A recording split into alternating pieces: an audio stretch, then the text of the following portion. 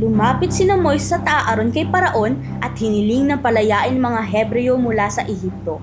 Pero nang marinig ito ni Paraon, mas pinahirapan pa niya ang mga trabaho ng mga Hebreo para wala silang oras na mag-isip tungkol sa pag-alis.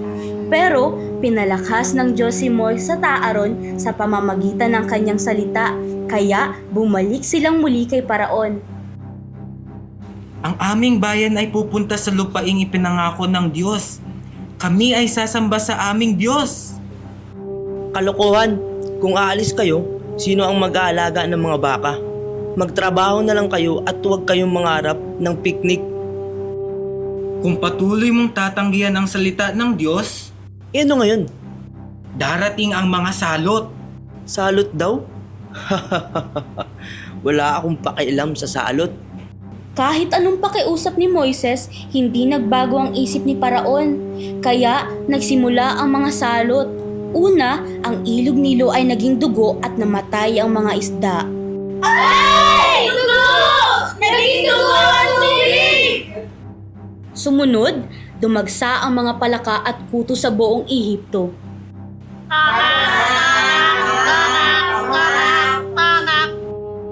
Pero hindi pa rin nagbago si Paraon, kaya dumating naman ang mga langaw at mga bukol sa balat ng mga tao.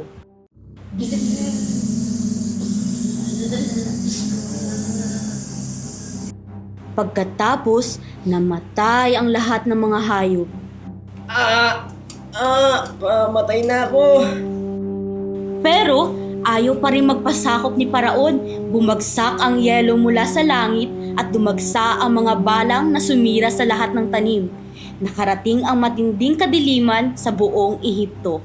Pero hindi pa rin natakot si Paraon. Hindi niya pinalaya ang mga Hebreo. Moises, sabihin mo sa aking bayan na maghanda sa pag-alis. Ngayong gabi, kukunin ko ang buhay ng lahat ng panganay sa Ehipto. Sabihin sa kanila na kumuha ng isang tupa at ipahid ang dugo sa mga hamba ng kanilang pinto. Pagkatapos nito, aalis kayo mula sa Ehipto. Nang gabing iyon, namatay ang lahat ng panganay, tao man o hayop. Isang matinding iyakan ang malingaw-ngaw sa buong Ehipto. Sa wakas, napilitan si Paraon na magbago ng isip. Kunin nyo na ang lahat ng gamit ninyo at umalis na kayo. Ayoko nang makakita pa ng kahit isa sa inyo. Sa wakas, nakalabas na ang bayan ng Diyos mula sa Ehipto. Sa araw, isang ulap ang nagtakip sa init ng araw. Sa gabi, isang apoy ang nagbigay liwanag at init sa kanila. Pero nang makarating sila sa may dagat na pula, nagbago ang isip ni Paraon at pinangunahan ng kanyang hukbo para habulin sila. Mga Hebreo, tumigil kayo. Huwag kayong tumakas. Hala! Hahabulin nila tayo! Mamamatay ba tayo rito?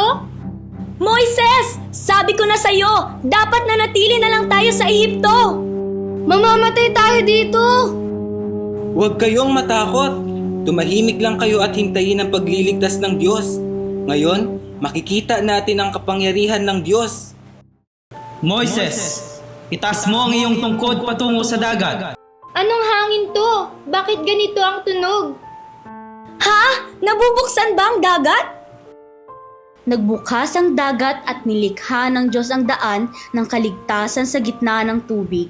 Dumaan ang mga Israelita sa tuyong lupa. Samantala, naharang muna ang mga sundalo ng Ehipto ng ulap.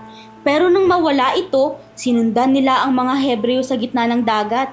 Ngunit bumalik ang dagat at tinabunan ang mga sundalo ng Ehipto. Hindi na muling nakita ng mga Israelita ang kanilang kaaway. Pinasalamatan ng mga Israelita ang Diyos at ang kanyang himala. Tumawid sila ng ligtas sa dagat at dito nagsimula ang paglalakbay ng kaligtasan ng Israel.